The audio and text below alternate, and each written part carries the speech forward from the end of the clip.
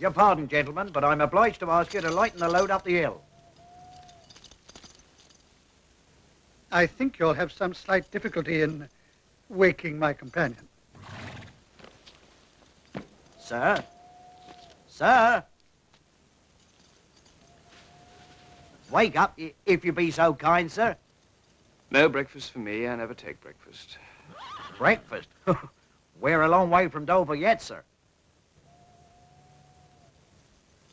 Then what the devil's happening? We are mudbound, sir, and have been asked to lighten the load. Ah. Then it shall be lightened. A little help for hard-working horses is a worthy cause to one who detests work as much as I do. Indeed, sir. For a man of business like myself, it would be a matter of serious disability. No, I thank you. You, I presume, are not a man of business. Business? Lord love you, no, sir. Nothing nearly so respectable. But you need have no cause for alarm. If I were the robber you now suspect... Oh, no, no. Is it likely that I should be travelling unattended to the assizes? Ah, the assizes.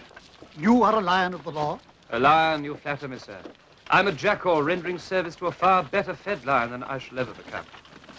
When one has the misfortune to be born without energy... Oh, there!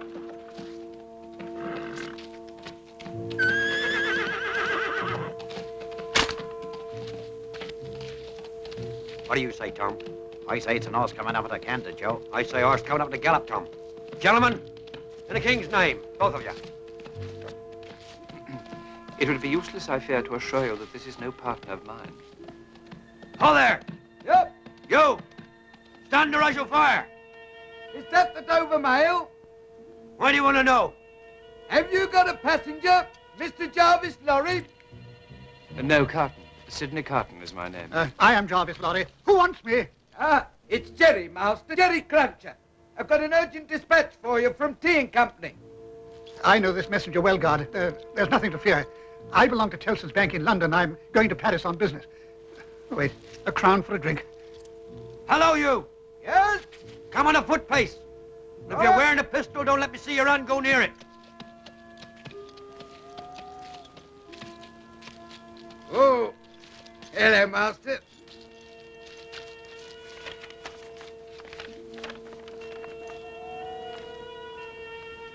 Wait at Dover for Mademoiselle. Recall to life. Beg pardon, sir? That will serve for my answer. Recall to life. It's a blazing strange answer. Take back that message. They will know I received this as well as if I wrote myself. Good night, Jerry. Good night, sir. Recalled to life. Good, yes. Come on. Good.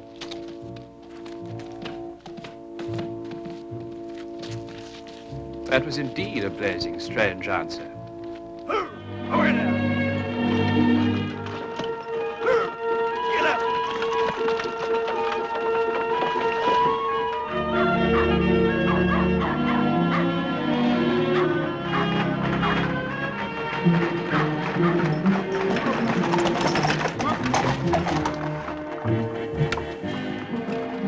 Morning, sir. Morning.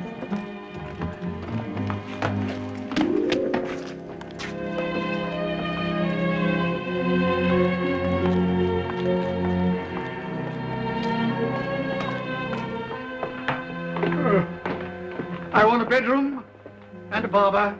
Yes, Mr. Lorry. If you please. I wish accommodation to be prepared also for a young lady. Miss Manette. Yes, Mr. Lorry. She will be arriving, I think, by the evening mail. I'll have rooms prepared. I thank you. And for you, sir? Nothing at all apart from a bowl of punch. No bed, sir? I seldom keep awake long enough to reach my bed. Nor, alas, can I look forward to the pleasure of being joined by a young lady.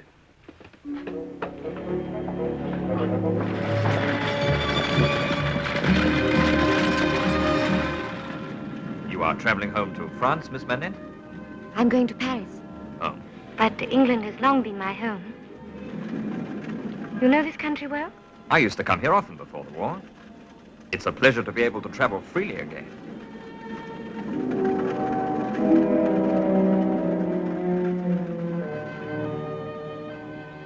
I fear this is my destination. Oh.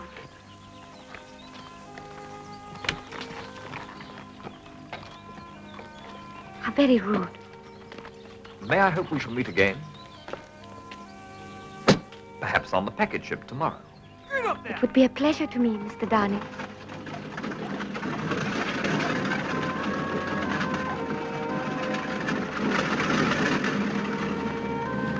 There goes an evil-minded blackguard if ever I saw one.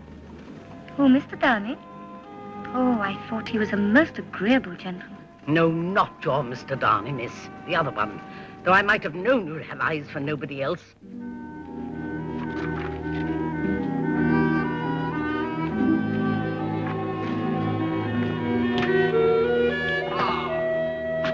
There you are, Sidney. Have you done yet? There. Yes. You've had your bottle, I perceive. 2 tonight. I dined with our client. Or rather, I watched him dine. It's all one. Did I remark that you were very sound in the matter of those Crown witnesses today? I'm always sound. I don't deny it. If to your talent you would only add purpose and energy. Pray spare me your favorite example of the man I might have been. You cannot blind yourself to the truth of it. You both began level at school. And even then I did your exercises for you and seldom my own. Whose fault was that? It was your fault, my dear Stryver. It's been in your nature always to be driving and riving and pressing and shouldering to such a restless degree that I had no chance in my own life but in rust and repose.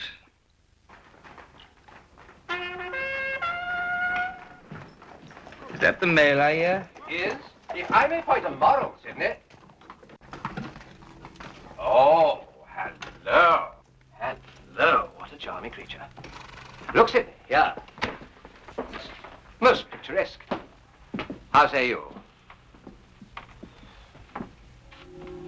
Oh, come, Sidney, show some taste for once. Isn't she truly delightful?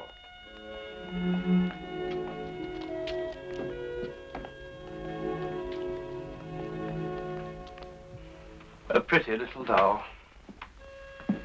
Sidney, if you were a fellow of any sensitiveness, any delicacy, oh, then I know you never mean half you say. A pretty little doll, indeed. I'm not sure, Miss Manette, how much you have learned already from the bank about this affair. Miss Manette, when your father married the English lady who was your mother, I, on behalf of Tellson's Bank, was one of the trustees. Your father, like many other French gentlemen, left his affairs entirely in Tellson's hands. Please understand that I handle this matter as a man of business, and Therefore, a man without sentiment. A mere machine. I'm still waiting for you to begin, sir. Yes, I'm going to. But I find it very difficult to relate this story to you in such a way that you will be able to bear the hearing of it. I can bear anything, sir, rather than the insecurity in which you leave me at the moment. You speak collectedly. That's good. This story is incomplete. It relies largely on some information we have received from a man named Defarge, who was formerly your father's servant. According to this man, Defarge, it appears that one night some 18 years ago, your father, Dr. Manette, was returning home late after attending a case in Paris when he received an urgent summons to the country home of a certain nobleman.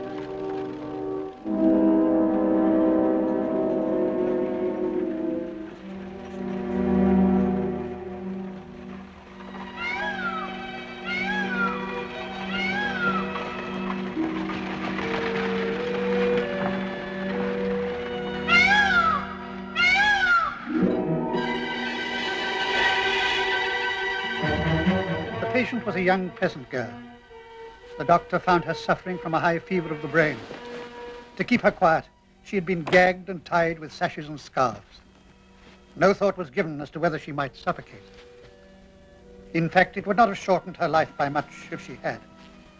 For although Dr. Manette was able to ease her last hours, she died that same day from the violence she had suffered in body and mind. Nor was she the only victim of that young nobleman. In the stables was a boy of 17, her brother. He was dying from a sword wound. It was while Dr. Manette was attending him that he heard the full story from the servant, a man by the name of Gabelle. They were a family of 4, my master's tenants. Which means that nothing they possessed was their own, not even their bodies. The law allows a father no right to resist a claim on his daughter, but their father resisted. You're perhaps aware, Doctor, that these nobles have the right to harness a tenant to a cart and drive him like a horse or dog. Yeah, well, that's what happened to their father. This boy came here set on revenge, but my master's a skillful swordsman. Doctor! Yes, my poor fellow, I'm a doctor. Lie quiet now. Let me see to this. My sister. I've seen your sister. She is at peace now. My other sister. All alone. There's a second sister, only 15, God help her. Who told you to bring the doctor here? Monsignor, the boy is suffering so much, I thought perhaps Monsignor... Get out!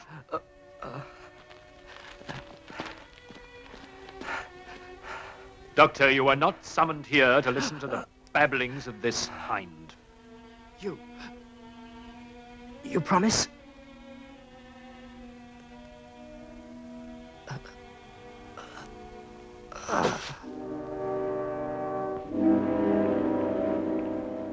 This boy is dead. You may forget these serfs. I wish only to impress upon you, Doctor, that the things that you have seen and heard in this house are not to be spoken of. You would do well to mark that.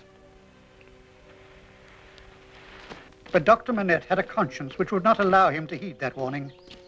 He decided it was his duty to write a report of these events to the minister. This action he confided only to his servant, Defarge. I'm telling you this, Defarge, because I know what influence these nobles have. Should I be prevented from keeping my promise to that boy, it will be carried out. His last concern was for his younger sister. She is now alone and unprotected. I promised him I would do my best to save her from the sport of that gallant gentleman. My parents in our village. She would be safe there, I think. As safe as any child of the people may expect to be in this France of ours. Then tomorrow, Defarge, you will see to it. I must go to my patient. He went out of the door. He never came back. Murdered. No, Miss Manette. That was not his fate. What then was the manner of his death? Miss Manette, Miss Lucy, all this time we have had no word of what befell him after he passed through that door. We could only conjecture. We never dared to hope. And now, after 18 years, he has been found. He is alive. A greatly changed, no doubt, as who would not be after all those years in that vilest of prisons. The Bastille. But he is alive and free. His old servant is taking care of him, that same Defarge. He later married the girl that he had protected, and they now keep a wine shop in Paris. It is there we are going tomorrow.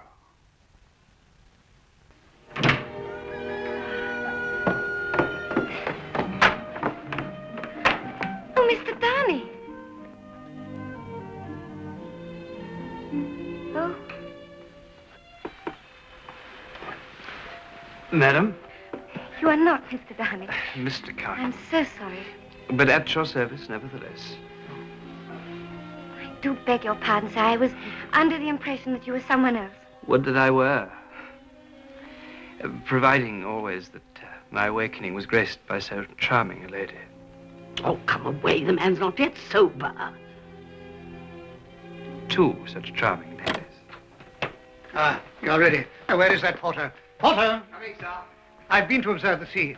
Our crossing, I think, should be tolerable. At last. And the lady's baggage, please. Oh, the good fortune of some gentlemen to be bound for France with a fair lady for escort. We are traveling to Paris, sir, on a matter of business. I see. Then may I wish you an agreeable voyage? And you, sir, an agreeable business trip. Goodbye, Prosy. Have a good journey home.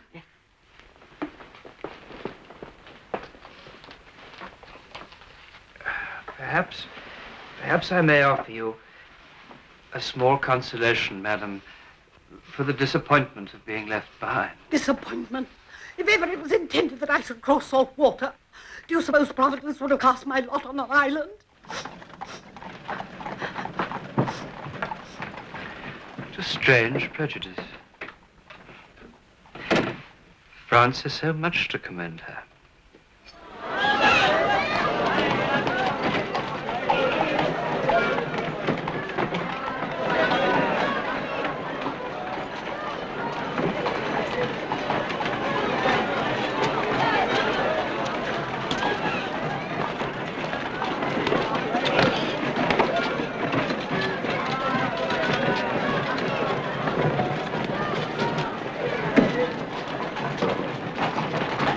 Hey!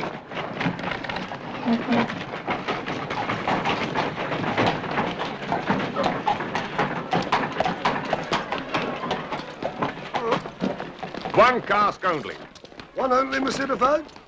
Even that is more than they have the money to buy.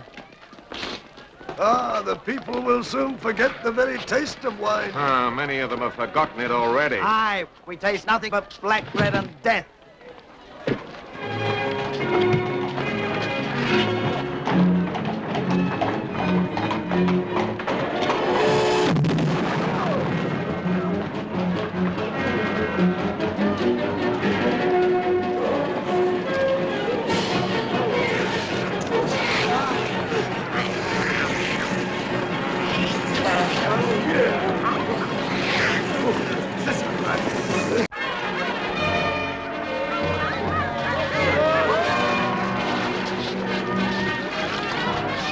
We'd do well to bolt the door.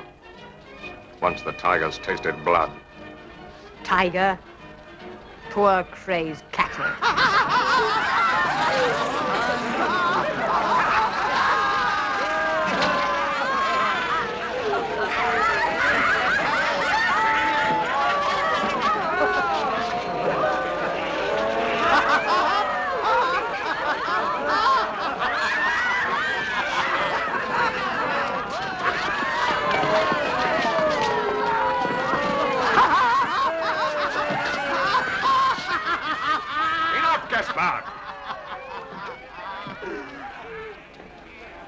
Your pardon, monsieur.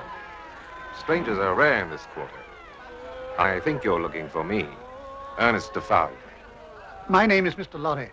This is Miss Manette. Miss Lucy. My wife.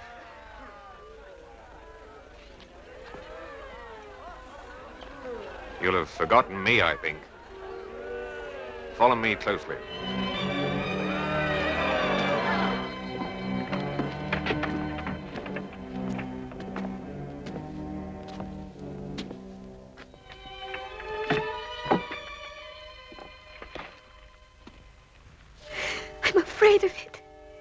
Of it?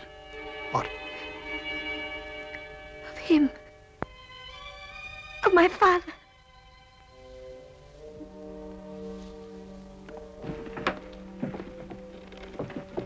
Good day. Still hard at work, I see. Yes, sir. I'm working.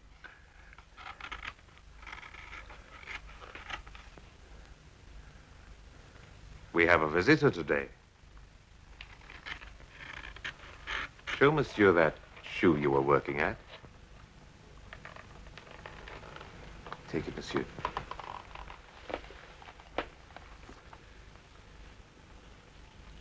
Now, tell monsieur what kind of shoe it is. And the maker's name. It's a lady's shoe. And the maker's name? And 105 North Tower. Is that all the name you have?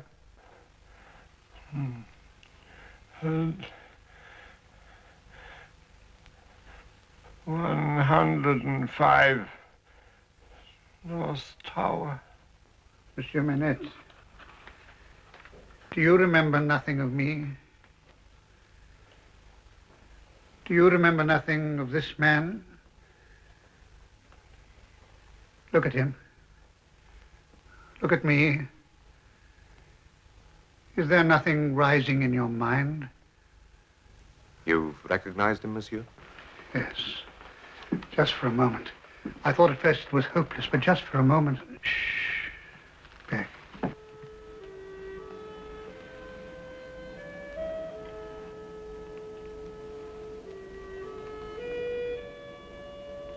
What is this? You're the jailer's daughter? Who are you? Oh, my dear. Soon you shall know my name. All you need to understand now is that your agony is over. I have come to take you away. Away from France to peace and rest.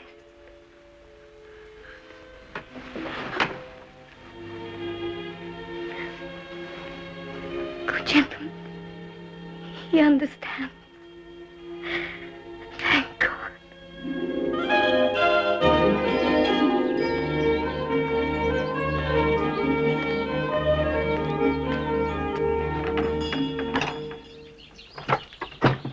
Oh, good morning. Is Miss Lucy at home? No, she's out walking with her father. How is Dr. Manette? Progressing. How else with such a daughter? He even talks of starting up in practice again. She's very devoted. Well, you better come in. Miss Pross, I have come here to ask certain questions of you as well as Miss Lucy.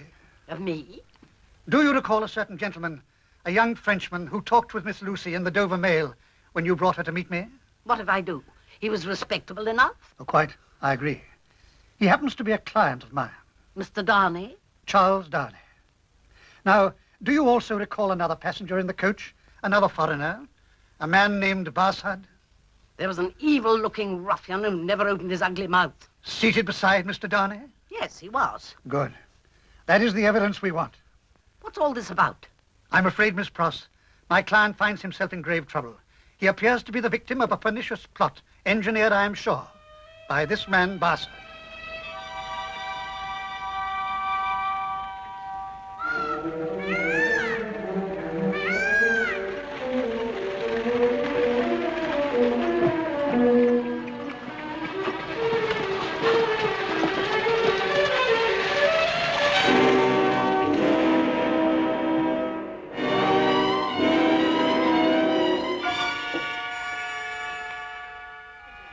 What do you want?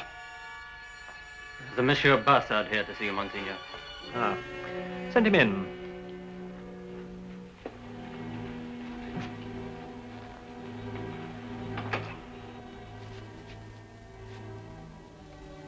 Oh, Father, I hate him. I know, child, I know.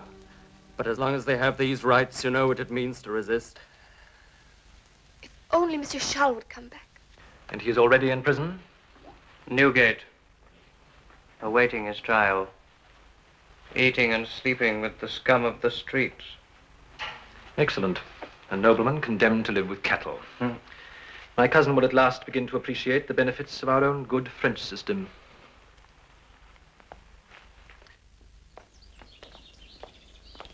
Ah, my dear friend. Miss Lucy. Dr. Manette. Mr. Lorry, I'm very concerned to hear from Miss Pross about our friend in the Dover Mail. Charles Darnay. Yes. A bad business. He's to appear at the Old Bailey next week. What is the charge against him? Well, he is accused of being in possession of certain secret papers relating to naval matters, which he is said to have been taking with him to France. A spy? I don't believe it. Nor I, miss. I'm sure those papers were planted on his person without his knowledge. I have engaged a very able counsel for his defense, a man named Stryver.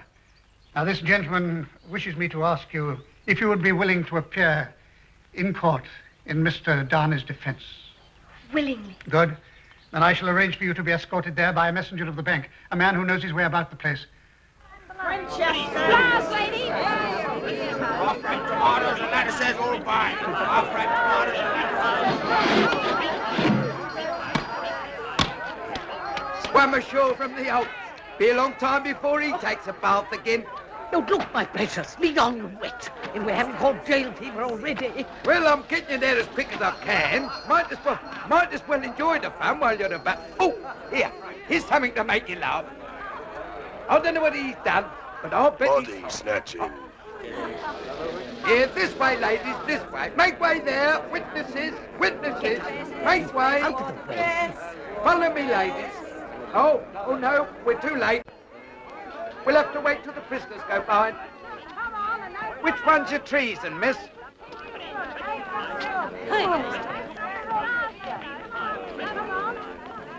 Oh, good-looking young fella. Shame, innit? What he look like soon? Hold your tongue. What will they do to him? No, Ladybird, no. What will they do to him if he's found guilty? Oh, well, seeing as how it's treason, he'd be drawn on hurdle and half-hanged. Then he'd be taken down and sliced before his own face. Then his insides would be taken out and burnt while he looks on. His head would be chopped off and he'd be cut up into quarters. That's the sentence. It won't happen, precious. It won't happen. We know he's innocent.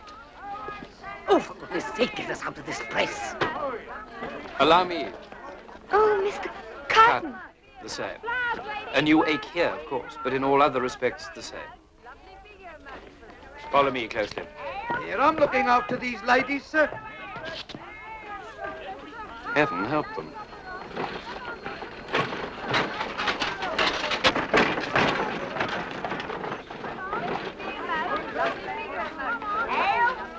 That is what we call the Tyburn Mail. A vehicle in which my friends assure me I shall one day have the pleasure of traveling. It's a false assumption.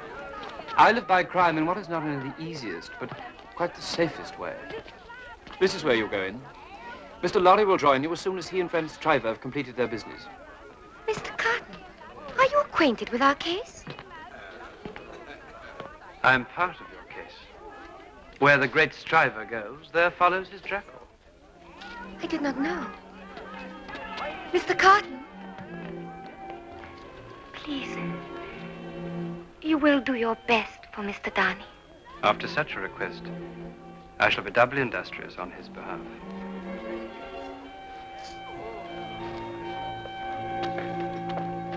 Had you any motive, Mr. Barsad, apart from your sense of duty to your adopted country? Had you any motive at all for denouncing the prisoner? No, sir, none at all. And you were not actuated by any thought of gain?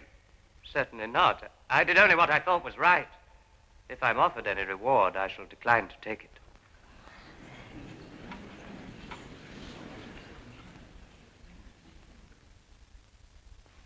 Mr. Barsad, what first caused you to suspect the prisoner of being a spy? The way he was talking in the mail. You are sufficiently experienced in the ways of spies to detect one from his conversation?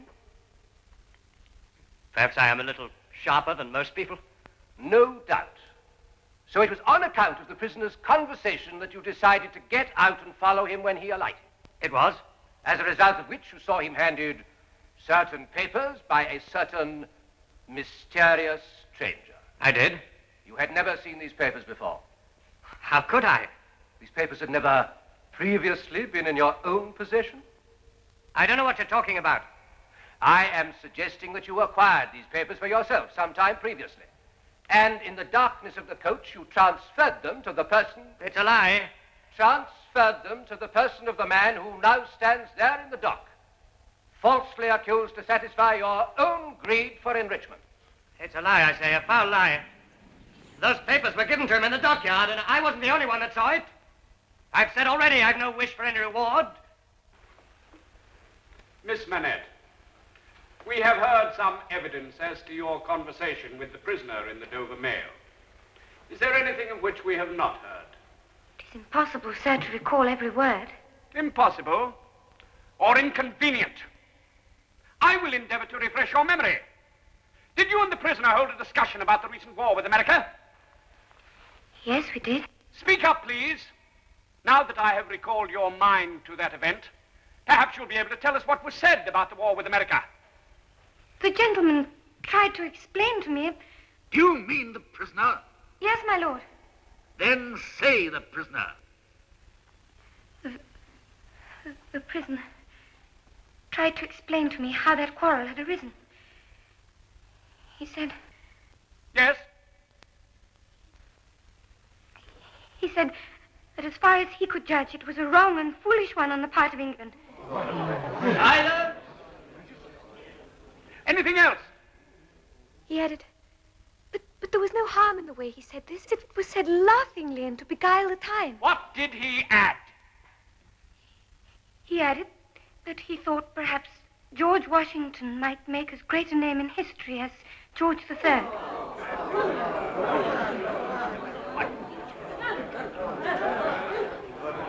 Silence! Thank you, Miss Manette. Officer, look to that young lady. Take her outside, see she gets some fresh air. Have we your permission to continue, Mr. Cotton? Yes, my lord. And that, Mr. Clive, was the only time you ever saw the prisoner in the dockyard? Until today. I see the other party hand him the papers, secret like, and I says to myself, hello, I says. Yes, well, never mind what you said to yourself. Would it surprise you to learn that never in his life has the prisoner been anywhere near the dockyard in Dover? What a wicked lie. Look at him now and tell me if you're quite sure he was the man you saw. That's him, sir. You're absolutely certain that it was the prisoner? I am, sir. Have you ever seen anyone sufficiently like the prisoner for you to be mistaken? Not as I recall, sir. Look well upon this gentleman, my learned friend here. Stand up, Sidney. Let the witness see you.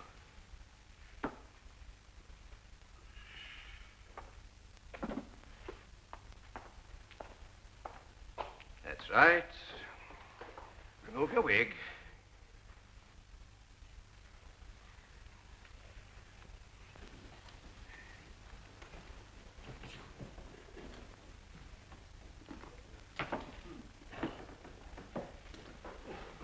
And now look well again upon the prisoner. How say you? Do you detect some resemblance between these gentlemen? There is a likeness. When I now reveal that my learned friend was in fact in Dover on the day in question, would you not agree that you might very well have seen him there and mistaken him for the prisoner? Am I to take it, Mr. Stryver, that we shall next have to try Mr. Carton for treason? I trust not, my lord. I seek only to illustrate my contention that the prisoner is no more memorable by virtue of his appearance than many others of his age. Thank you, Sidney. Whatever the verdict, I must congratulate you, Mr. Stryver, on a most able defense. I have done my best, sir, and my best is as good as another man's, I believe. Is nobody going to say much better? It was on the tip of my tongue. Now, Sidney. Most impudent fellow, sir, to have for one's junior. Oh, pardon me. Harrington. How is Miss Manette? Better than being out of that court. The prisoner's distress to have caused you so much agitation. Did you see Mr. Darnay? He asked me to tell you that with his fervent apologies. Will you be seeing him again? I would so much like to ask his forgiveness. For neglecting to commit perjury. It's a grave failing in a witness. However, let us hope that you'll be able to express your own regrets to him. If I might. What does Mr. Darnay expect? The worst. It's the wisest thing to expect. And the likeliest. The jury's coming back.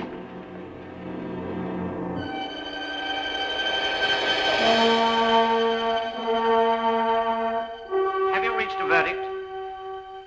We have. How say you? Do you find the prisoner guilty or not guilty? Not guilty. The prisoner is discharged.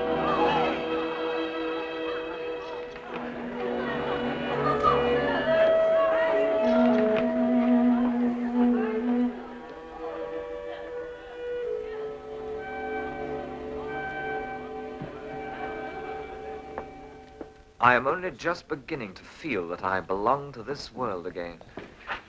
It must be an immense satisfaction to you. As to me, the greatest desire I have is to forget that I belong to it. It has no good in it for me, except wine like this, nor I for it. So we're not much alike in that particular. Indeed, I begin to think we're not much alike in any particular, you and I. I'm glad the jury thought otherwise. I believe it was our likeness which turned the scale against Barsad. Mr. Barsard's a very dangerous fellow. You must be on your guard against him. Huh. I don't think he'll dare denounce me again. Nor anyone else. You have deprived him of a very good living. Then perhaps my ordeal was worthwhile. Don't take this too lightly, my friend. One acquittal usually means ruin for a common informer.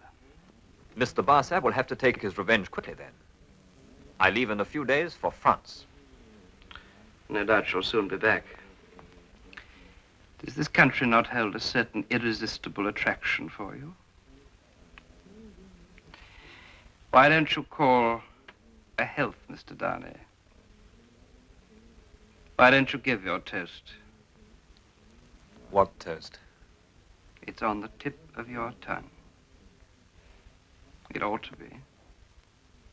It must be. I'll swear it's there.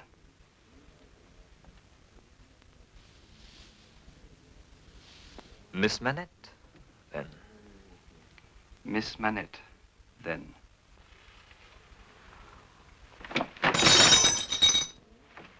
That's a fair young lady to hand to her coach in the dark, Mr. Darnay.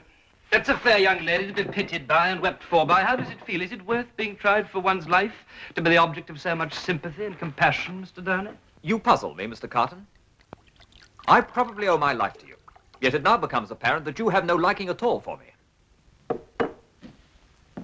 There is nothing in your dislike of me, I hope, to prevent my calling the reckoning. Nothing in life to call the whole reckoning? Certainly. Then, drawer, bring me another bottle. Good night.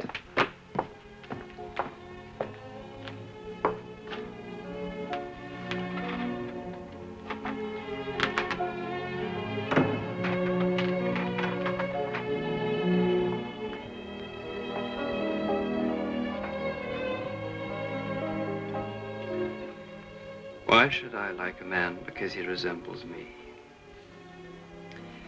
There's nothing in me to like. I'm a disappointed drudge, sir. I care for no man on earth. And no man on earth cares for me.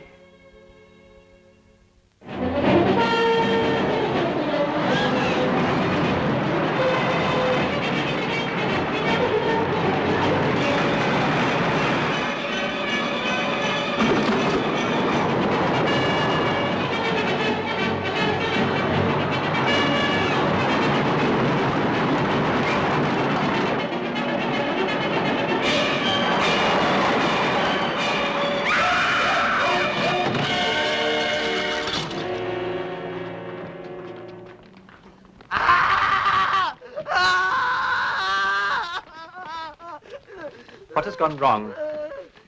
Pardon, Monsieur le Marquis. It's a child. Why is he making that abominable noise? Is it his child? It is a pity. Yes. He's dead! He's dead! You killed him! It is quite extraordinary to me that you people cannot take better care of yourselves and of your children. Take that. He's dead! They've killed him! He's dead. I know. I saw it all. Be brave, my Gaspard. Who threw that? You dogs. I would ride over all of you willingly and exterminate you from the earth. Drive on. Get up there!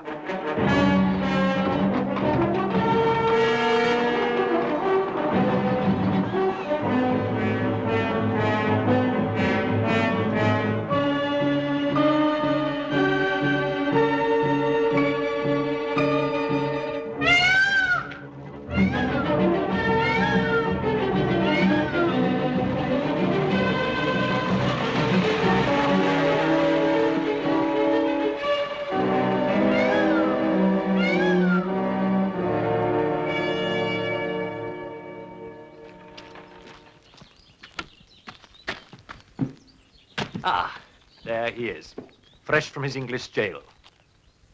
Charles.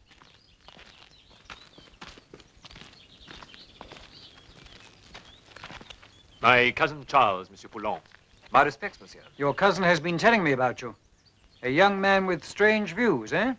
I think perhaps he has seen fit to moderate those views after his recent taste of the system in England.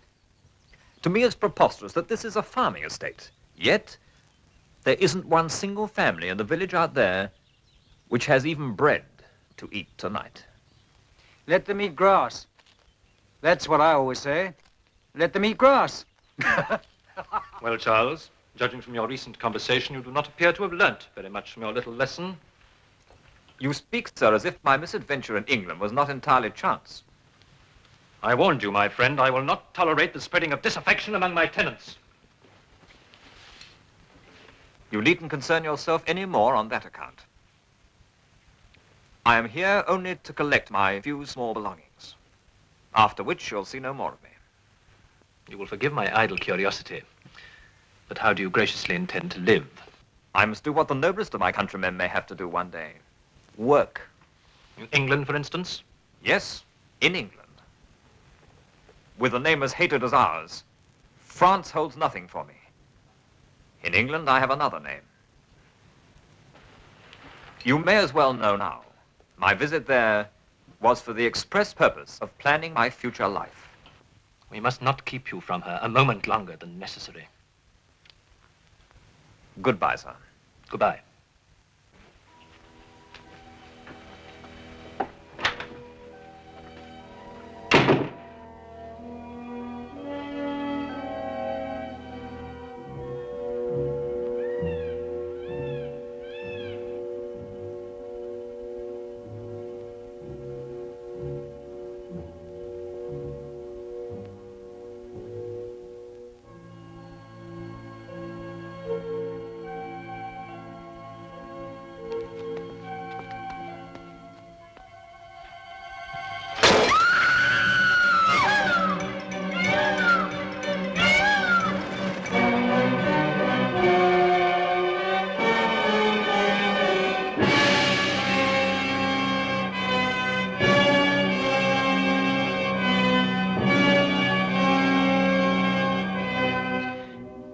Fast to his tomb.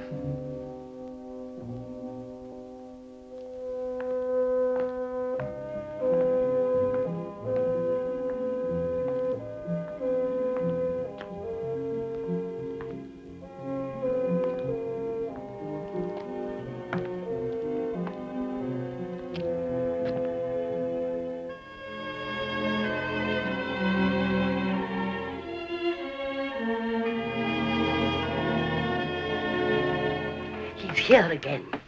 Who is? A man has been frightening Prossy for the past few weeks. He appears to haunt this street. A drunken man. He pretends to be drunk, but how do we know he really is drunk? Your father's a Frenchie, And these Frenchies with all their spies. Let me look.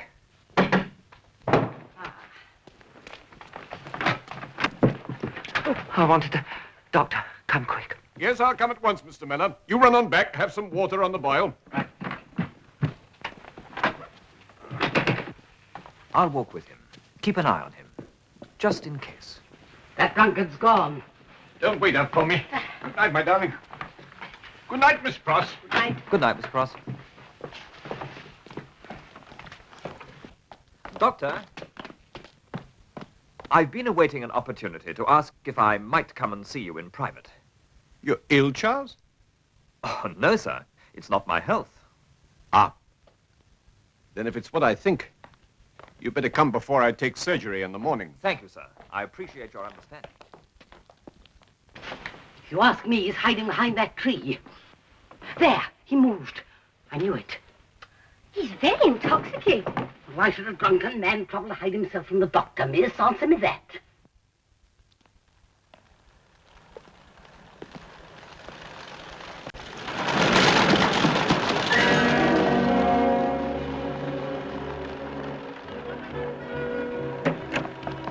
Stop. It may be a trap. I can't cross him. He's hurt.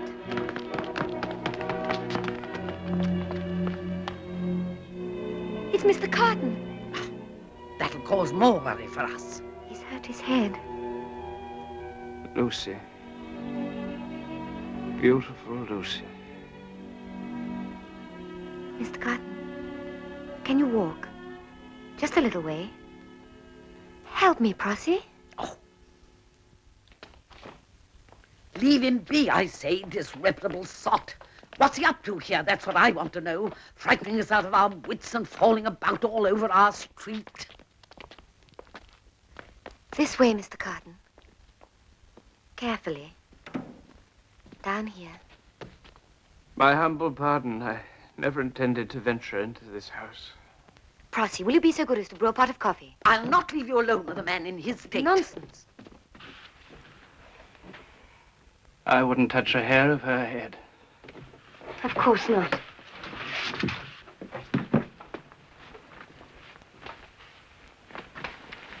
It's a very bad bruise. I must bathe it. And then some ointment. I'm not worthy of your kindness. It's not much to do. Mr. Carton, do you reside hereabouts? Miss Pross believes that she has frequently seen you. I come here every night. Every night? Here? To be near you. Get drunk. Must be near you. My pardon. I alarm you. There's no necessity to be alarmed. I love you. No harm to it. Never ask any return. I did not know. Why should you? It's ridiculous. A beautiful girl. Sweet and beautiful. No good drunken waster. You know what? Head back. If you said, return that man's love. Ridiculous. But if you said that, I wouldn't let you. No, I wouldn't let you. I'd only drag you down into misery and disgrace. Why am I telling you all this? I never meant to speak of it. Now that I know, is there not some way in which I may help you? None hopeless. When I first saw you, I thought, just for a moment, I thought, I knew then. I tried not to think of it again. It's hopeless, too late to start again, to strive again. But you can't, you're young. Too late, a dream, all a dream ends in nothing. but a beautiful dream. You inspired it. Then have I no power for good with you? No power at all? Keep my secret. Never share it. Never forget it. You promise? That I promise. Willingly. It's all I need. All I ask. A small matter. When I die, one good thing to remember. My name, my faults, my miseries, all carried in your heart. Never shall I forget. Anything ever I could do for you, keep in your mind. Know that I would do it. Anything. Enough. Useless talk. I only distress you. Not worthy of such feeling. What's this? I have coffee to sober you. Who wants to be sober?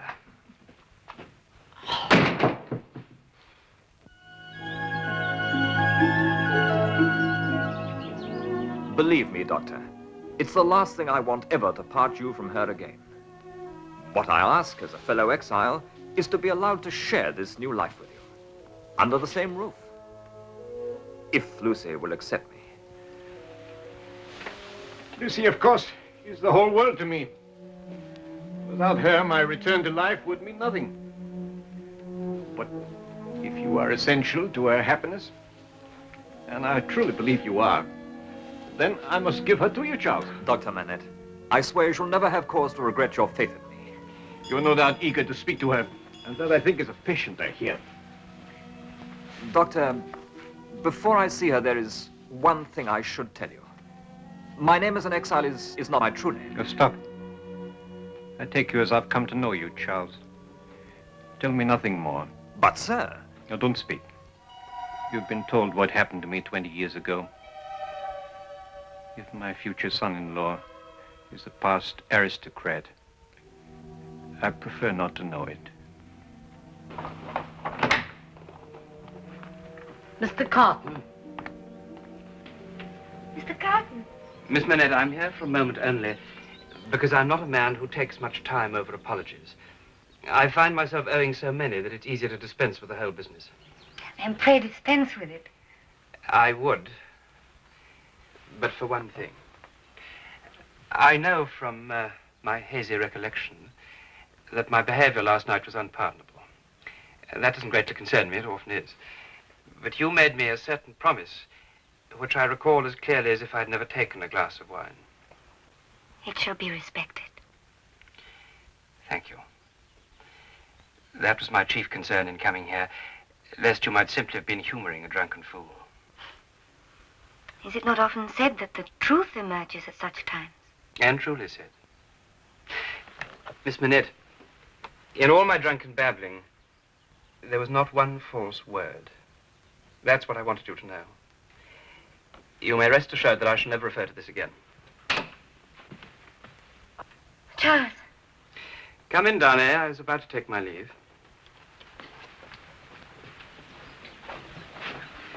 Goodbye, Miss Manette. Goodbye, Mr. Carton. You're not your usual loving self today, Miss Pross. No invitations to coffee. Oh, wait. What is it now? Something I should have remembered to tell Mr. Darnay.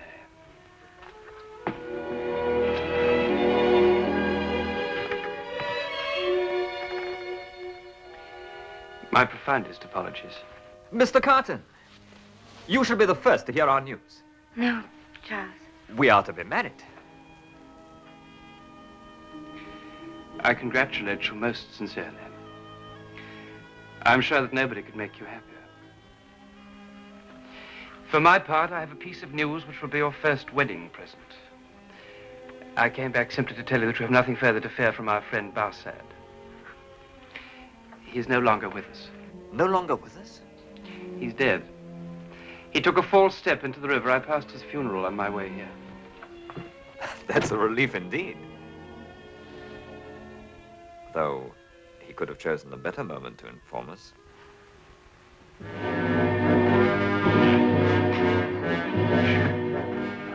Are you sure this is the right one? It's Barset's grave, all right. I saw him buried myself this very day. You said he was only a little one.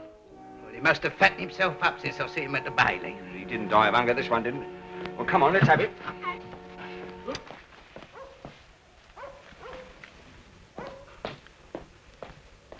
All quiet.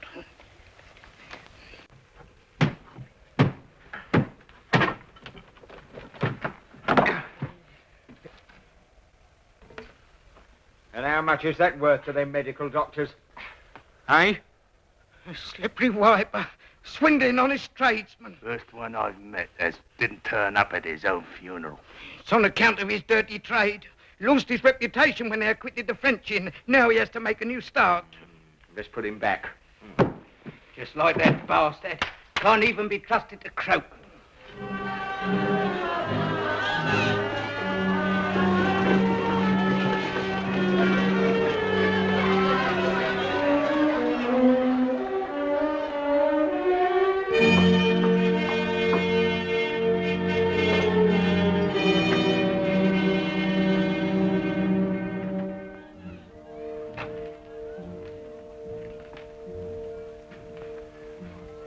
Good day, madame. A glass of old cognac.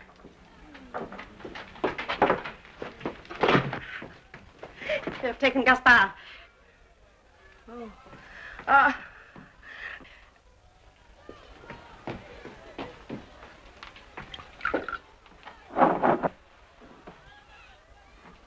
Poor Gaspard.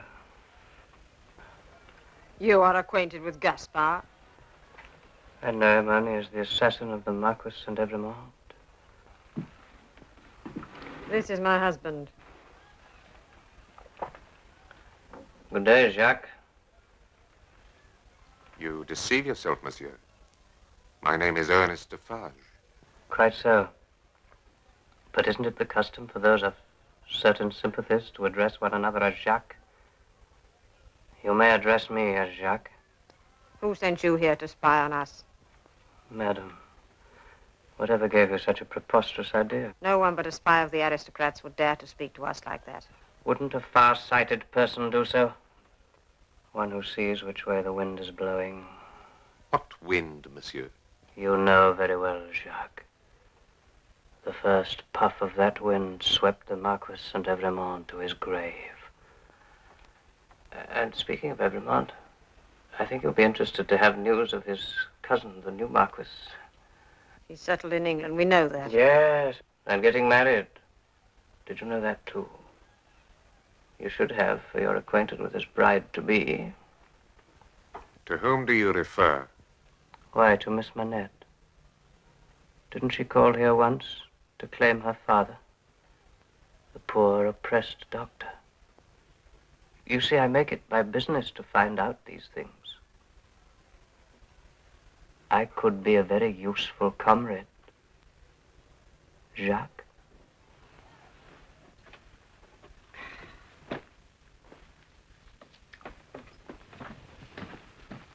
Never before have I unpacked for a man. Oh, cheer up, Miss Pross. Honeymoons go all too quickly. We shall soon have them back with us. Have the guests all gone? Mr. Carton is still here. He found it necessary to take a little nap. I'm sure he did. Why our ladybird ever wanted to invite that tosspot to her wedding, I shall never understand.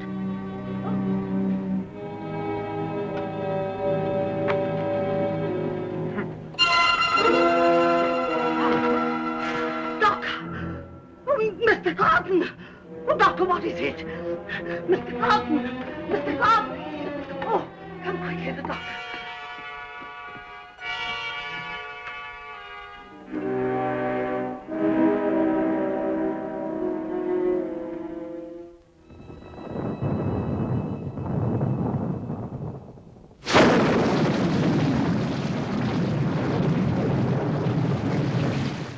To me, it seems almost a symbol. I wonder, are they having it out there? In France, you mean? There's a storm coming to them, sure enough. They weather by the hand of nature. Such a storm it's likely to be. But if ever the rulers of a nation invite... Oh, good gracious, I've been asleep. And look at the hour. What sort of a host you must think me. You've not stepped alone, Doctor.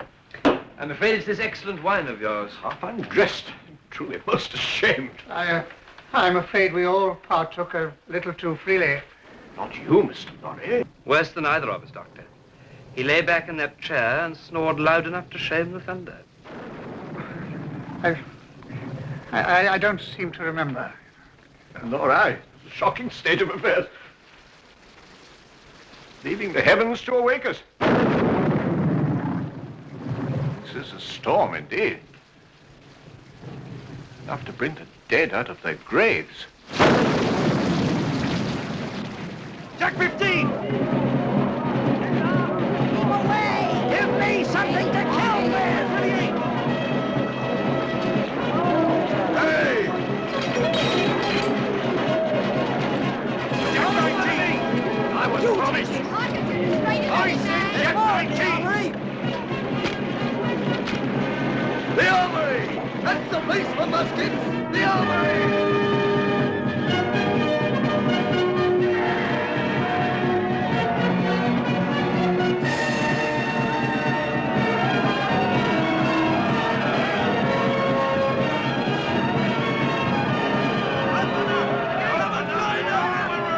Stand away! We shall fire! Fire! I said number 2 company! Fire!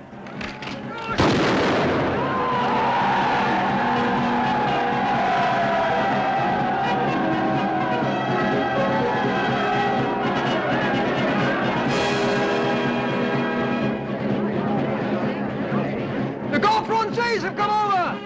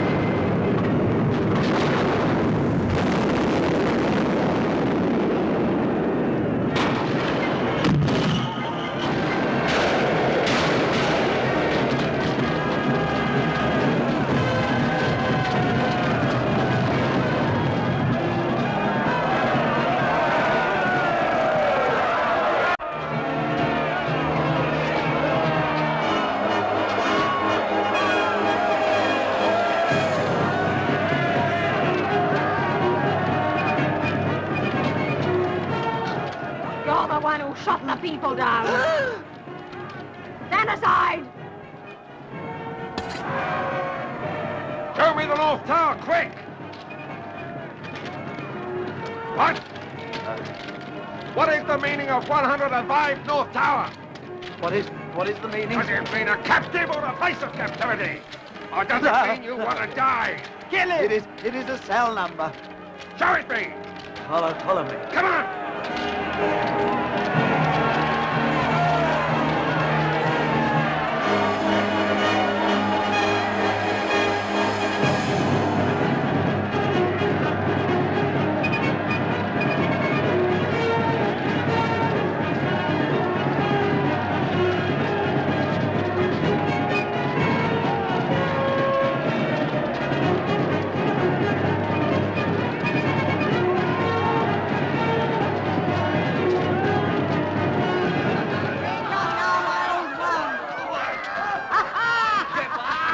You found it? In 105 North Tower. We've got old Foulon. Foulon! Foulon! He who told us to eat grass. He's eating grass now in the very place we last met him. Hey, citizens, let's get down there. Come on.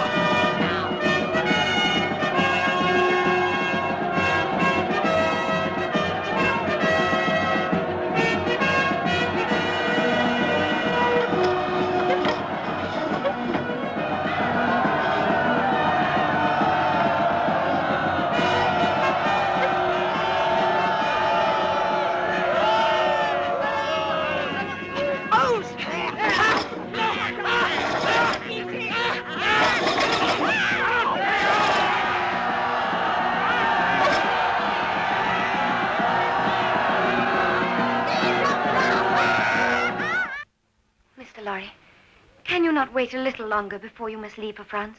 Impossible, miss. If you could see the chaos in our Paris office. Now it's spread to all the countryside, there'll be danger in every mile beyond Calais. I think they would be too busy with their own affairs to interfere with an old fellow like me. I'm taking Jerry Cruncher with me as a bodyguard. I wish we could make you change your mind. No, I've delayed this visit too long already. Even as I'm talking to you, Paris may be afire or sacked. Our customers' property burnt or plundered. You cannot save it. Maybe not, Charles. But in a tidy business way, I can see that all changes of assets are truly recorded. If there's anything of yours that I may look to... There is nothing of mine in France.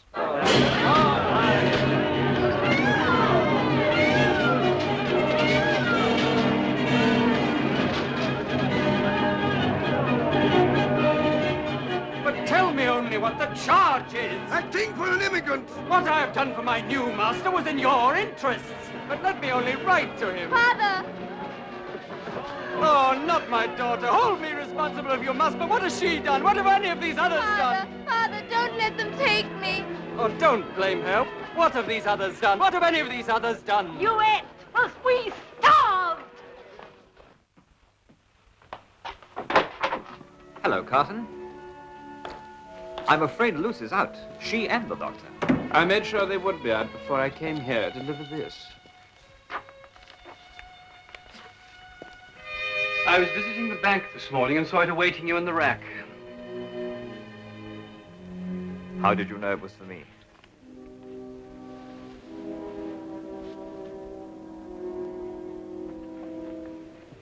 Where did you get that? You were careless enough to have it still among your possessions. How did you come by it? I stole it. I went to your room the night that Dr. Manette was taken sick. Curiosity impelled me to trace its noble origin. And when I saw the same name on that letter and identified you as a French nobleman, I was prepared to discover some episode in your past, some covered-up disgrace, which would explain your rebirth as Charles Darnay. Knowing your dislike of me, I'm sure you would have found it most welcome. I was truly thinking more of Lucy. Then allow me to reassure you. I disclaim my title, and with it my estate, solely because the name on this letter is one of the most hated names in France. Before asking Lucy to marry me, I decided to renounce it completely, wash my hands of it. How simple it all sounds. Far simpler than I'd imagined. Goodbye to France. Farewell to all responsibility. Would you like me to burn that letter? I see now that you have no cause to read it.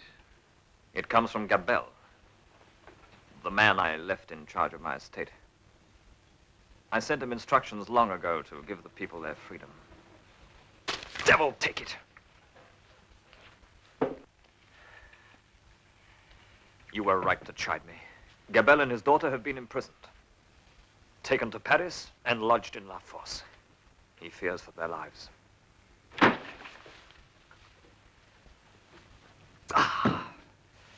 I have been selfish. I should have gone back to France when my cousin died. Worked out and supervised all I meant to do. Carton, I'd be obliged if you'd say nothing to Lucy of this. She would only share my own concern about it, and she's not in a condition at this time to be worried. We haven't voiced it abroad yet. Our child is due in the spring. I see.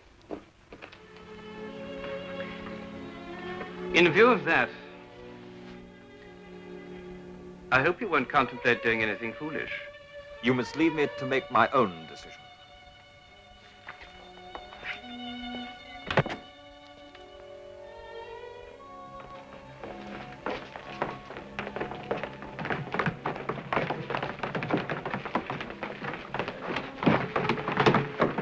Lucy. Oh, Sidney, forgive me for disturbing you at your work. My work? But you did once say if there was anything you could do for me. Anne meant it. Charles has gone to France. You will see why. Some servants are in danger. Sidney, I must go to him. I understand I need a permit.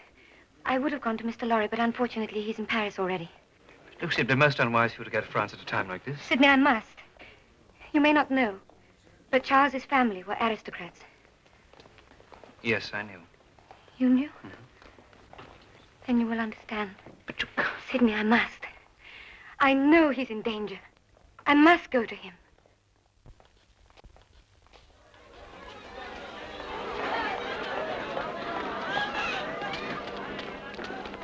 Has he arrived in Paris by himself? He did. Bring him to me. Yes, sir. Is Citizen Defarge here? Yes.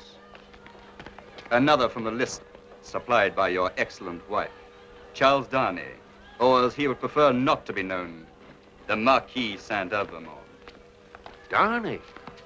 But I thought he was lost to us, living in England. Your age, Evremond? My name is Darnay. Your age, Evremond? 27. Married, Evremond? Yes. Where is your wife? In England. Without doubt. You're consigned, Evremond, to the prison of La Force. Just heaven. Under what law? For what offense? We have new laws, Evremond, and new offenses since you were here. I invite you to observe that I have come here voluntarily, in response to this written appeal of a fellow countryman. That's no interest of mine. I surely have the right to be heard. Immigrants have no rights, Evremond. There's a new decree confiscating their property. But I have no property. And condemning to death all who return. Take him away, Defarge.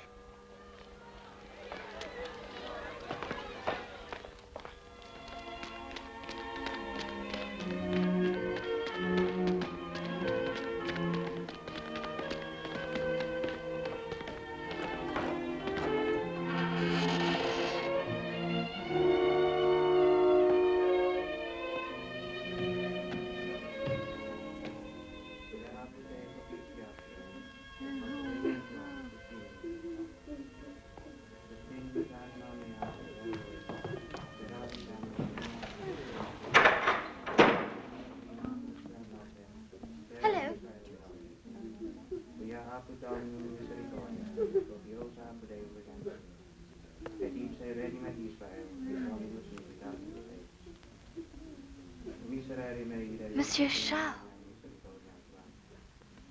Marie. It's good to see a friend. Though I wish it was somewhere else. Tell me, your father?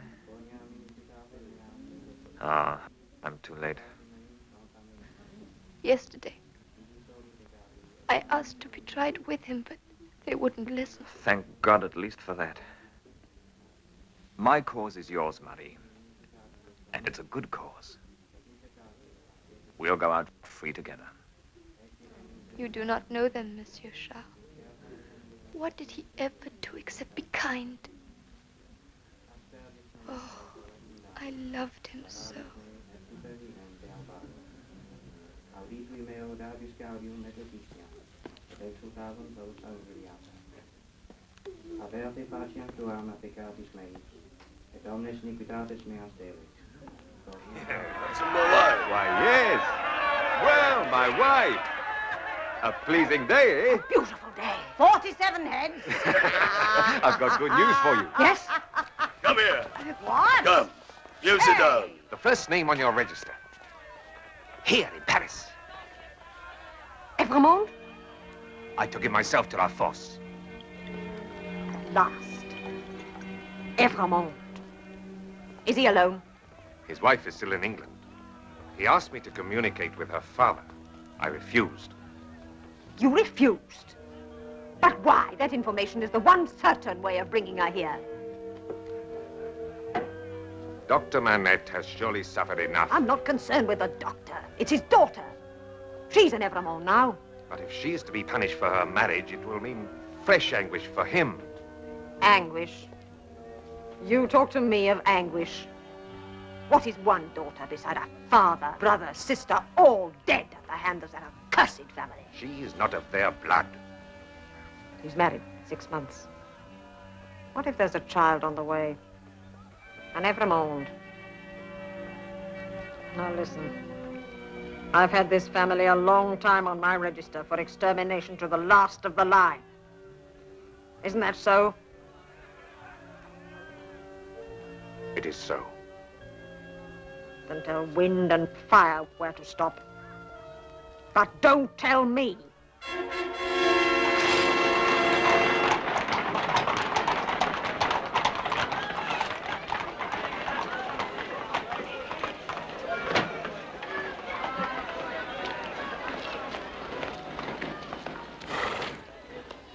Alexander Manette? Yes? French? Physician? Good. Lucy Darnay, French. This is my daughter. Emily Pross. English. Yes, and proud of it. Is this your first visit to France? It is, and I hope my last. Prossie. She's my companion. Oh. Sooner yours than mine. Where is the fourth passenger? Hey! Wake up! Come on, wake up! Patience, my good citizen, patience.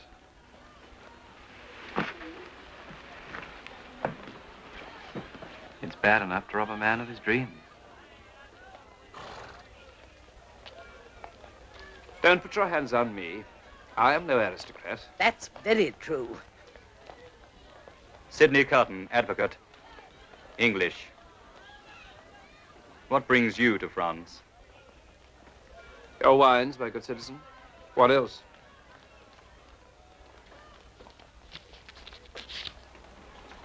Proceed.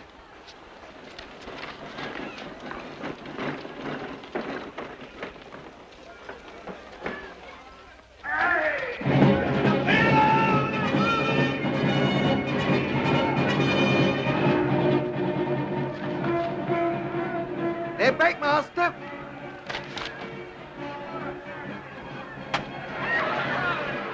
Do not do anything to attract their attention. Ain't there no way of stopping them coming here?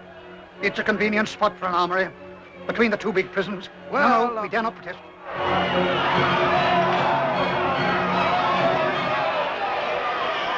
There's blood on them blades. It's too horrible to watch. Yeah, it is, isn't it? I'm like you, Master. Scares me to the marrow, but I just have to gotta keep on looking.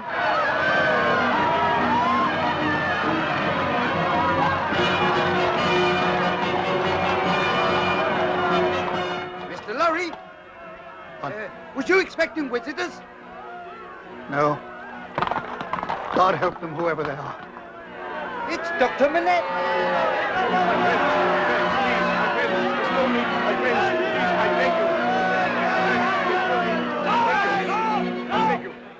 This is a prisoner from the Bastille. It's true, friends. 18 years in the Bastille.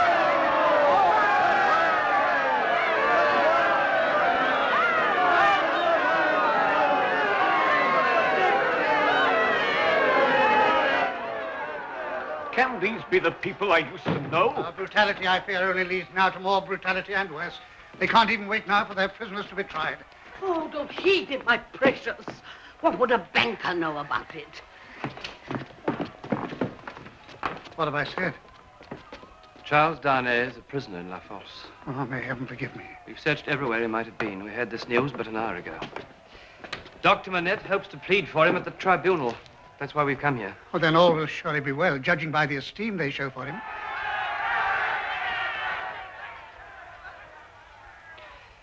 If we're still in time.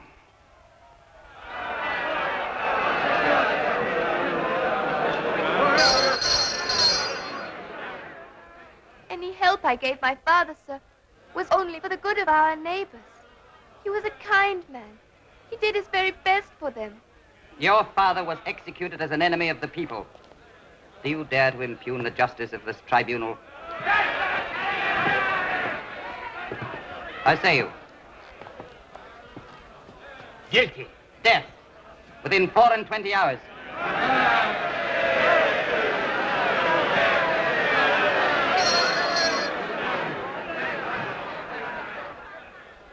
Charles Evremond, called Darnay.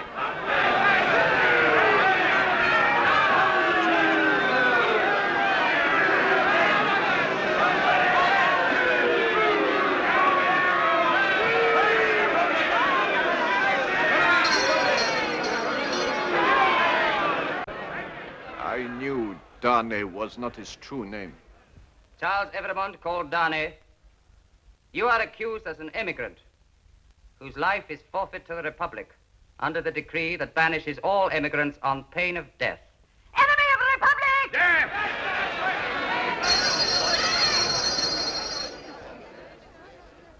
What have you to say, emigrant? I submit that I am not an immigrant. I left this country more than a year ago to live by my own industry in England, sooner than live on the industry of the overladen people of France. Have you any proof of this?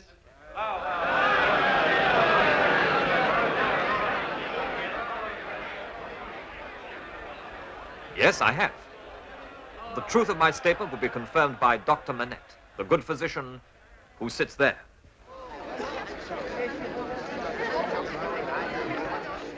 I am Alexander Manette, prisoner for 18 years in the Bastille. I was released nearly 2 years ago and settled in England. The accused was one of the first friends I made there. He has been faithful and devoted to my daughter and myself in our exile.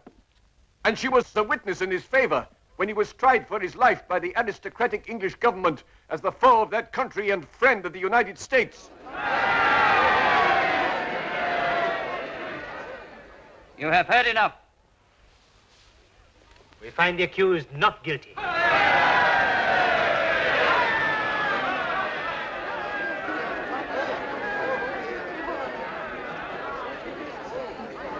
Stop! Hold the accused. You have a further charge? The accused is a denounced enemy of the Republic. An aristocrat. One of a family of tyrants. Denounced secretly or openly? Openly, Mr. President. By whom? Alexander Manette, physician. President, I indignantly protest. That is a foul and wicked lie. The accused is the husband of my daughter. Who would believe that I could denounce my own son-in-law? They will believe it when this document is read. What is this document? President, I knew this Bastille prisoner, Alexander Manette, had been confined in a cell known as 105 North Tower. On the day the Bastille was taken, I examined that cell. Hidden in it, I found that document. It bears the writing of Dr. Manette, which I know well. I ask that it now be read.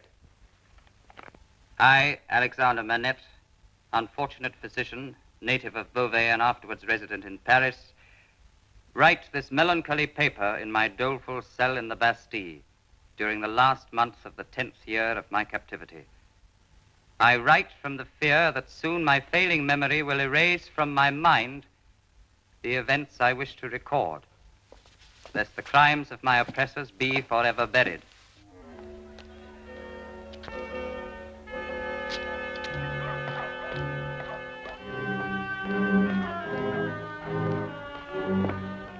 There he goes. There we have him. Are you sure I'm right? If that ain't Bar said, they'll have me head took off.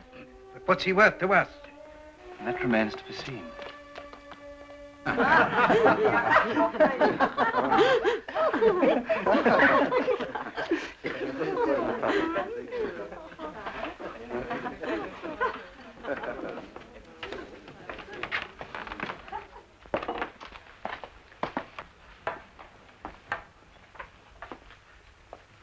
Mr. Barsad, you remember me?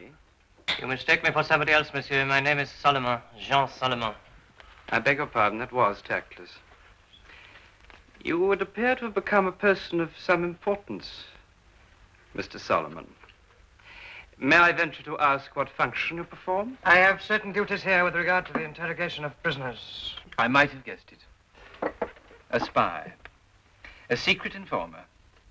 Just like our old friend Barsad. I've told you that's not my name. Who said it was? There was a man of that name who somewhat resembled me, but he's been dead and buried these past 18 months.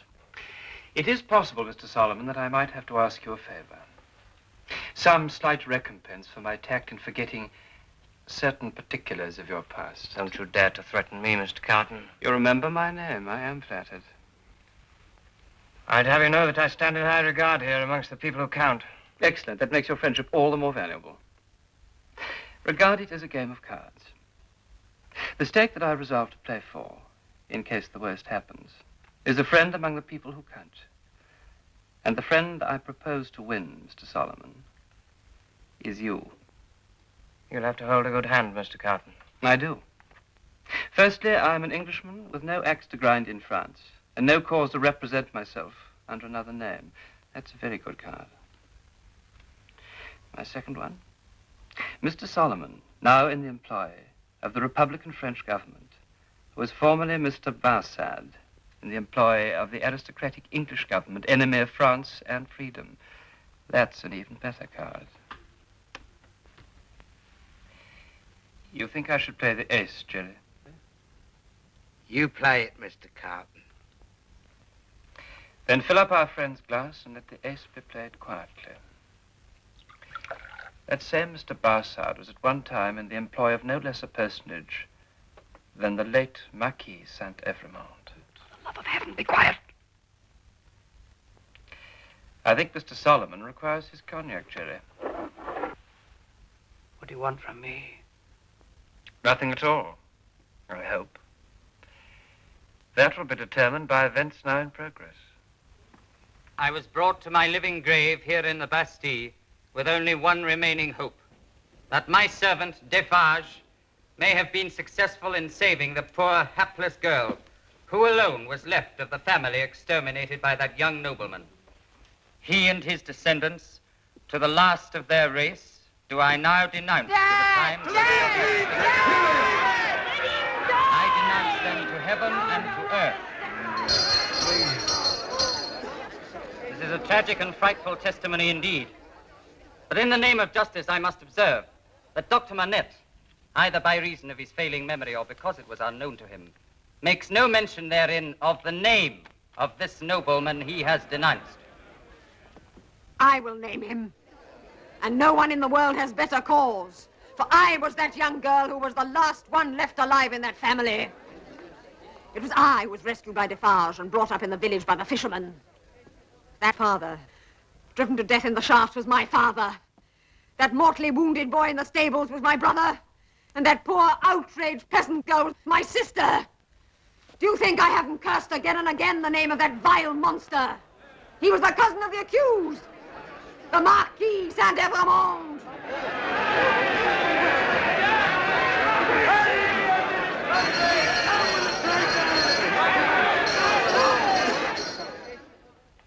I tell you once and for all, the thing's impossible.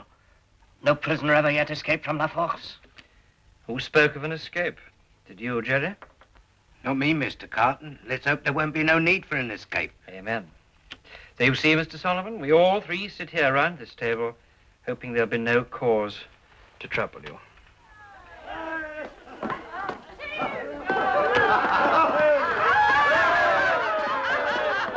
Is there a verdict in the Evermont trial? Yes, in 24 hours.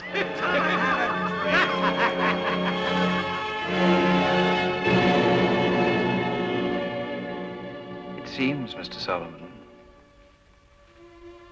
that I shall have to ask you that favor.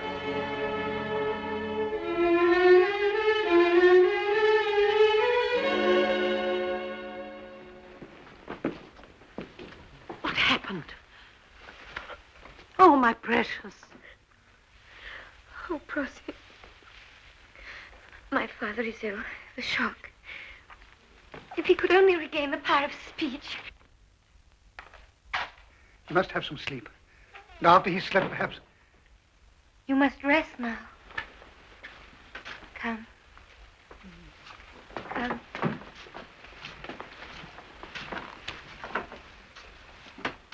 It's happened again.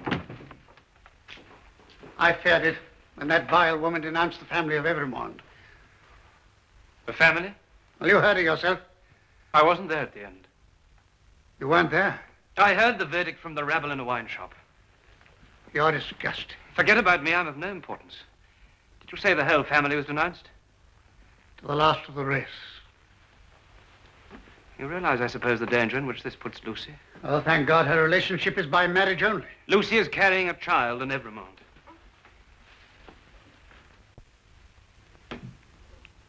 He's gone to sleep.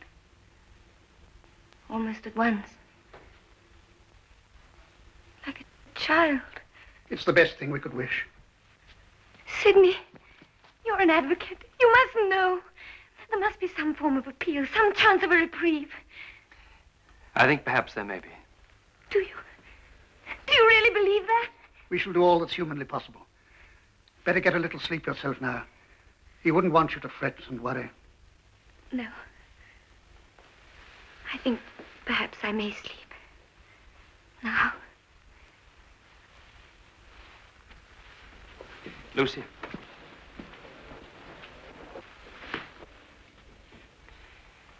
God bless you.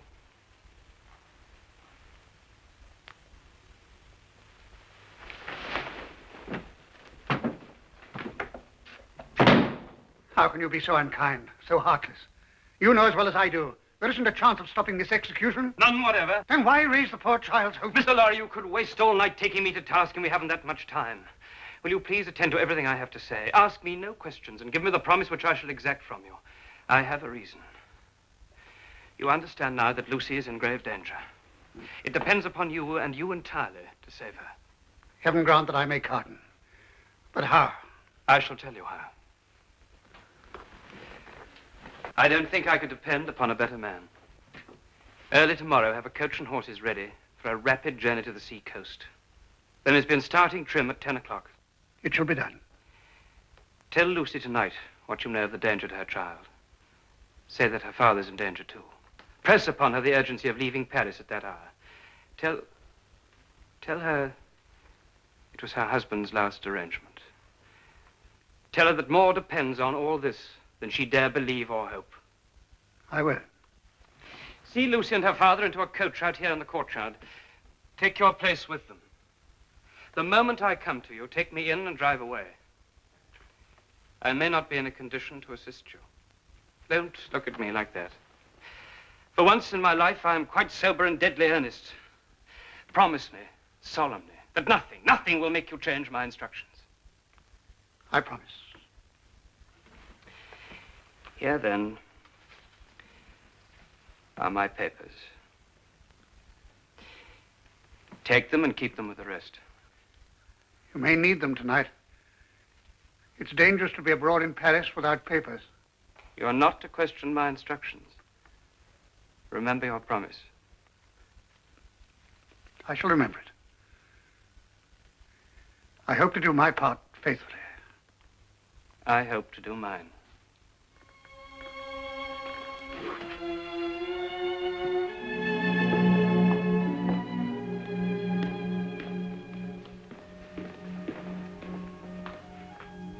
If only the poor darling can sleep. Ha! That one's a lot of good at a time like this. Going out now to get drunk, I suppose. No, Miss Pross, no. Not this time. The bravest and best of us all.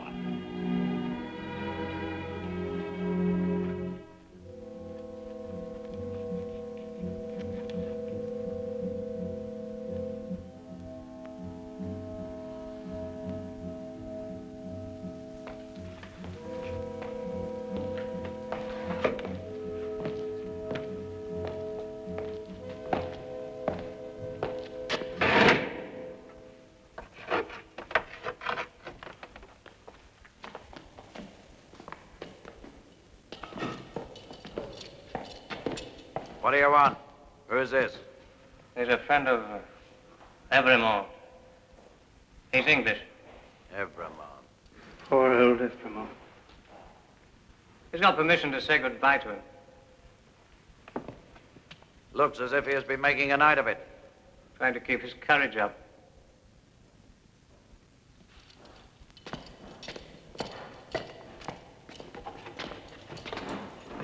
Remember, a few minutes only. Carter! Of all people on Earth, you least expected to see me. I cannot believe it to be you. You're not a prisoner. No, I'm accidentally possessed of a power over one of your guards here. Darnay, I come from your wife. You must do everything I ask without question. Put on this coat. Carton, there is no escaping from this place. It can't be done. You'll only die with me. No, no, it's madness. It would be madness if I asked you to escape, but do I? If I ask you to pass that door, tell me that I'm mad and refuse me. Carton, dear Carton, whatever you have in mind, I implore you not to add your death to mine. You mistrust me. Take that pen, sit down, and write as I dictate. But hurry, my friend, hurry. Write exactly as I speak. I knew it was not in your nature to forget the words which passed between us long ago.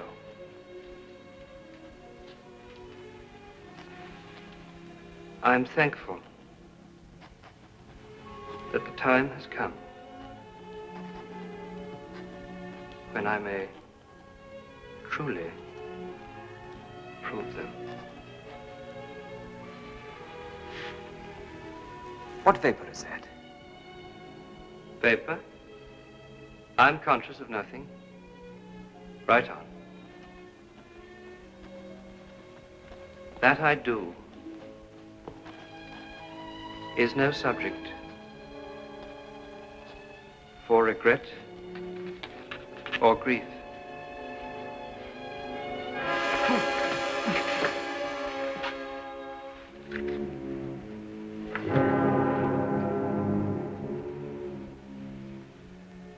Let there be no grief.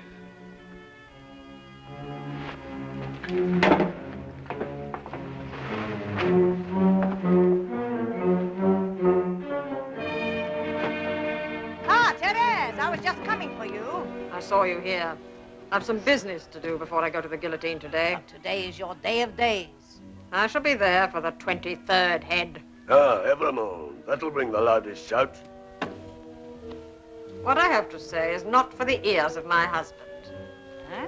Defarge is a good enough Republican, but he has weaknesses. He's weak enough to relent towards a certain doctor and his daughter. The wife of Evremont. She will be at home now, awaiting the moment of his death. She will be mourning and grieving. Yes, and it's an offense to mourn for an aristocrat. She will be in a state of mind to speak against the justice of the Republic. And I shall be there to hear. Ah, ha, ha, my cherished. What a splendid woman this is. Take this. Keep my usual place for me. But you won't be late. I shall be there when his turn comes.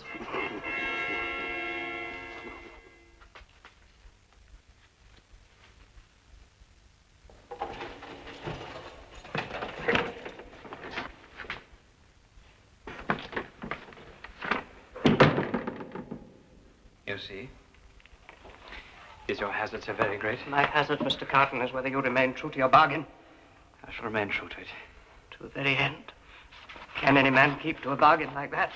Have no fear, I shall soon be out of harm's way. And so, please God, will they. My coach is still outside? Yes, it was a minute. Get some assistance. Have him taken to it. Hurry, man, hurry. Mr. Carton.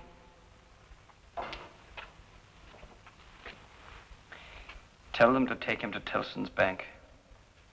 He has friends there.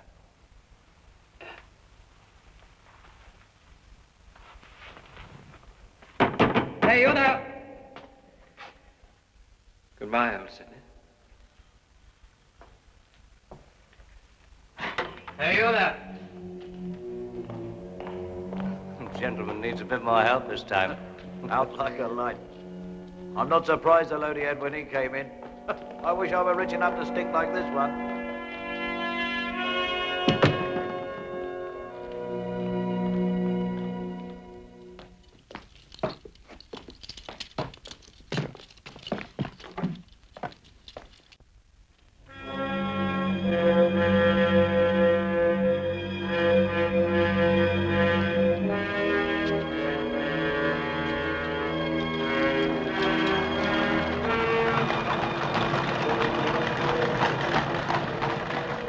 That must be our Mr. Carton.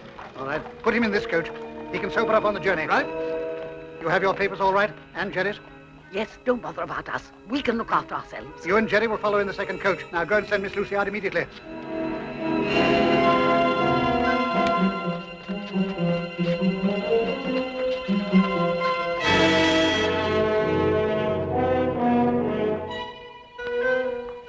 The time. It's so near. You must go quickly. Has Mr. Carton returned? Come, this minute. Wait! Quick! Percy! Stand aside!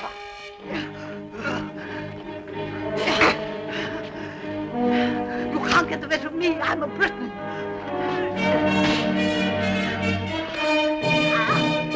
I tell you, that terrible woman in there with Crossy. We can't leave her alone. All right. Jerry will look after her. Drive on.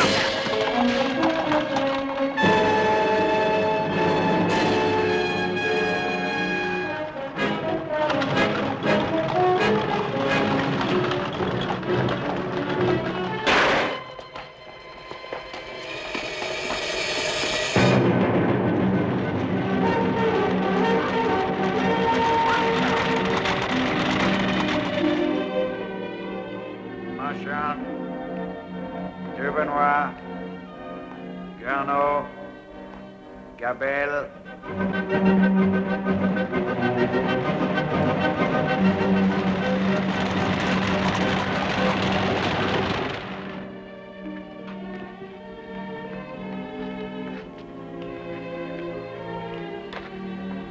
Evermore.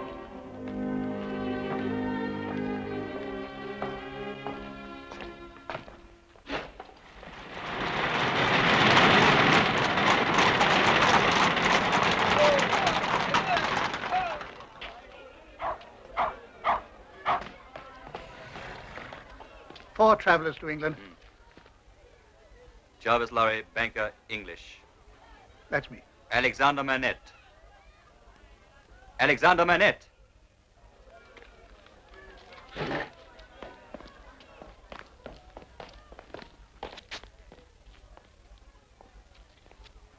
Alexander Manette.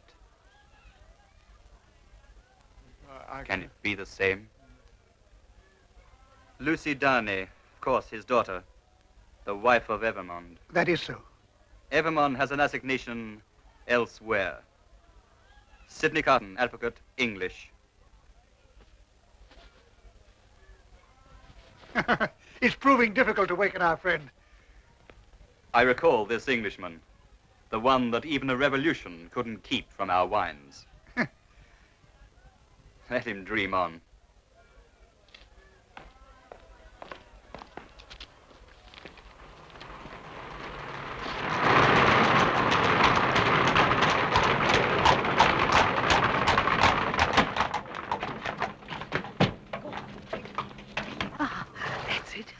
Ah!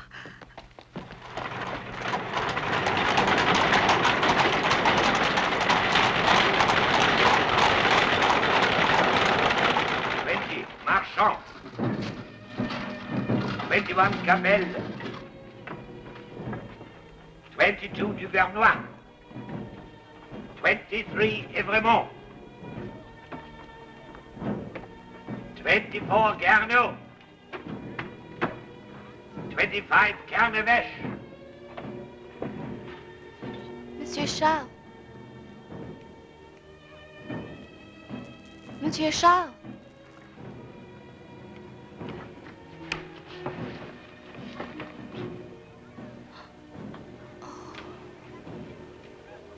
I thought you were Citizen Evremont. And who shall say I'm not? You? Are you dying for him? And another. May I hold your hand, stranger?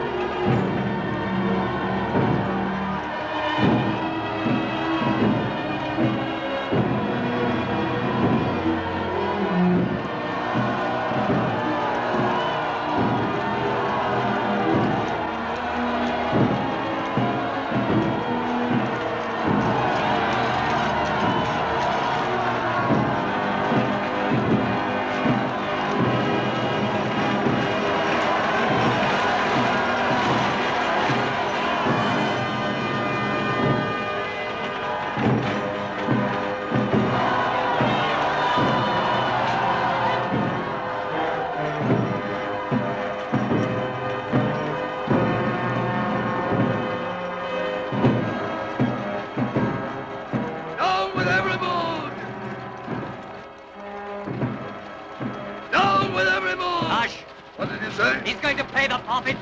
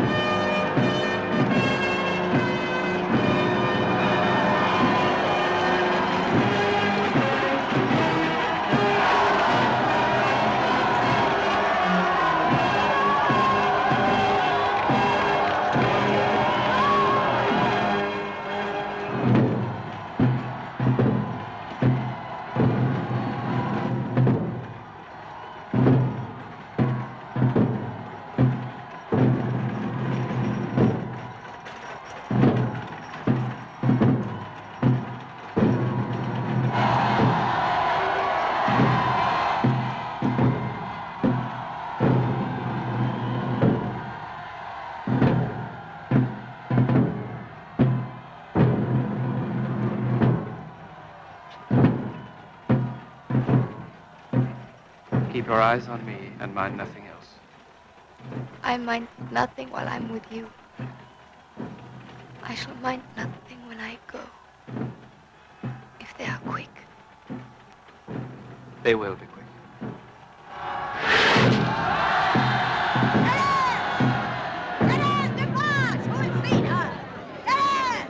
She's never missed before. No, she won't miss this time.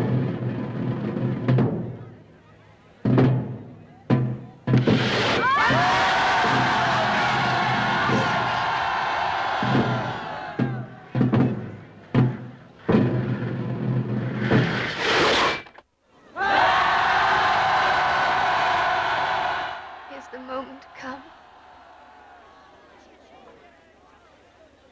It's come.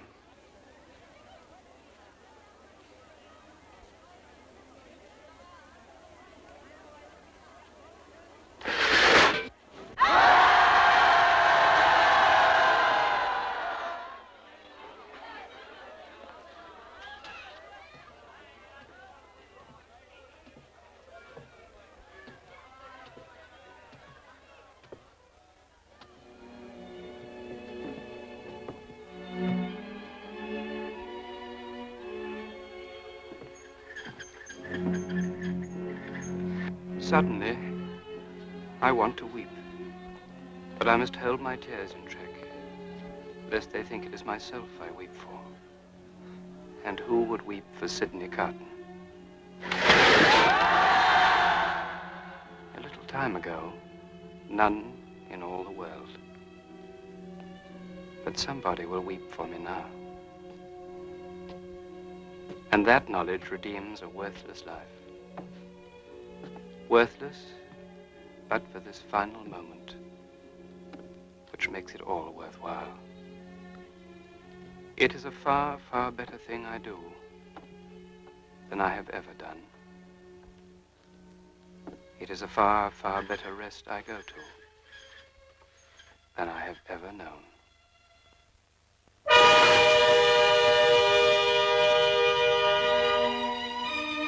Thank you.